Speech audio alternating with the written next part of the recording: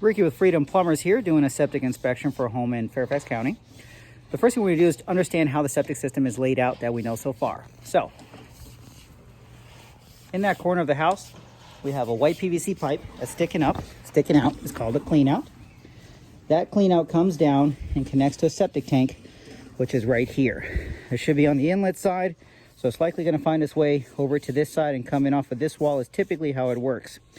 We went ahead and exposed the outlet side of the septic tank, which takes the next pipe out towards the field. And how it runs is that it continues straight for about 62 feet.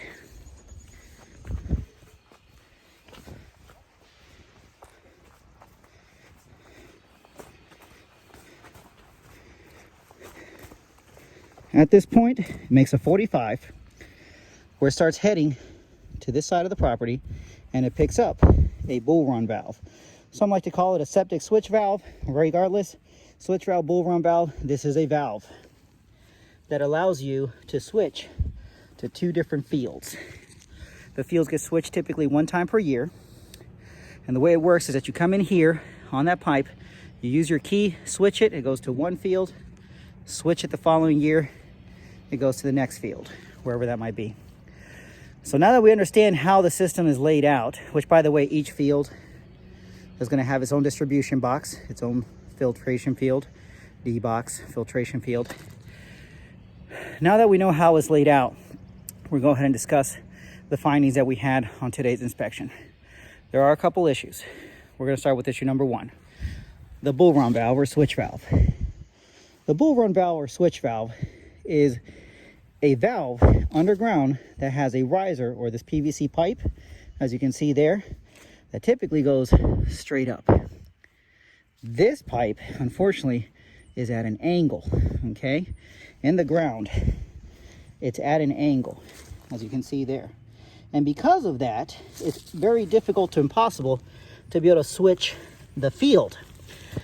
You can tell someone tried to switch it and unfortunately broke it. So this switch valve needs to be repaired or replaced. One, we'd have to dig it, expose it, remove the riser, repair the valve, call in an inspection, install proper riser at a proper angle, backfill it, call it a day. Next, we have a belly and the sewer line. And a belly is a section of the pipe that doesn't have proper grade. And that's going to be between the 45-degree turn. This is the point where the pipe goes pop and starts going towards the valve. So the belly ends here and it starts here, about 10 feet. So between this stick and the next stick, we have high water retention because the pipe is bowed or bellied. Doesn't have grade. Next, as we keep on coming back towards the tank, we have a collapse right here. The top of the pipe is pinched. It is allowing fluid to go through, but we do have over 50% pinch in that pipe. Next, as we continue coming back into Schedule 35 PVC pipe, we're still coming from the septic tank in this angle. We have another collapse of the pipe. It's not a 100% collapse. Let's make that clear. It is a partial collapse or collapse already in process. So right where that stick is, there's another collapse. And then the rest of the pipe is in okay conditions. Okay, now if we could do any kind of code required upgrades, a riser would be a nice thing to have, but because it's so shallow, not a big deal that it doesn't have it, but a direct access to the septic tank and a filter on the outlet side of that tank, an effluent filter. Again, because of the age of the system, not a requirement, but a very strong recommendation by the health department to have that. And then that filter gets serviced one time per year. Ironically enough, when that filter gets cleaned, because it doesn't get replaced, but it gets cleaned one time a year, then the same person cleaning it goes to the valve and switches fields. Okay, so that's what we have so far. Now the next part of this video is going to be visualizing what the inside of that pipe looks like. Facing, push forward please. We're currently facing the bull run valve. That's one of the walls. It's very difficult to see, but it's actually partially turned. It's not 100% turned to switch to one field or the other. It's mostly turned. All right, pull back slowly. The camera is currently upside down. We're going to be coming underwater pretty soon once he makes a turn. Again, camera's upside down, so the bottom of the pipe is on the top of the screen. Now he's making this turn, and he's going to be underwater. There you go.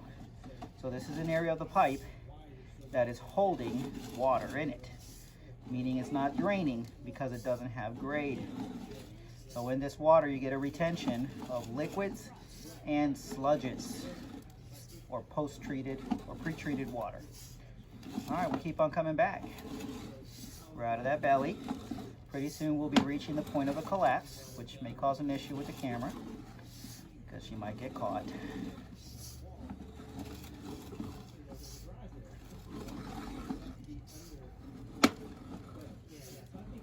All right, shake it. Forward, back, forward, back. There you go. Stand by. There you go. You can see the collapse right there.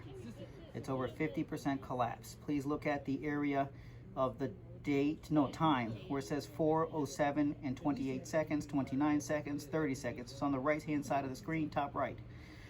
You'll notice that that part of the pipe, the top is collapsed. Bottom of the pipe is on the bottom of the screen. Top of the pipe is on the top of the screen now. All right, go ahead and pull back slowly. There you go. All right, we'll keep on pulling back.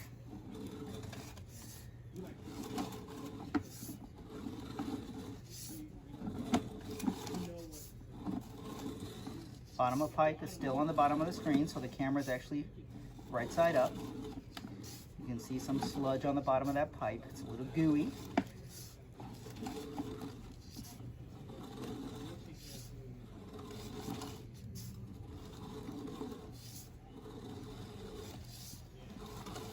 Stand by. We're coming up to the next collapse. Pull back a little bit.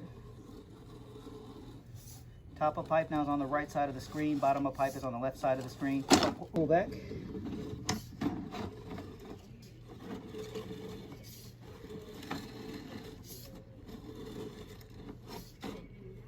Keep on pulling. There you go. Sorry for the difficulty of seeing. Unfortunately, the pipe is really dirty. We've got another area of the pipe where it's collapsed. Okay, he should be coming out of the septic tank about now. There you go. He's out of the tank. So that's what we got. Again, this is Ricky with Freedom Plumbers. I'll have this in a written report as well. If you have any questions, please feel free to call me. My phone number is 703-789-2899. Go straight to my cell phone. My email is ricky@freedomplumbers.com. And the website is freedomplumbers.com. That's what we got.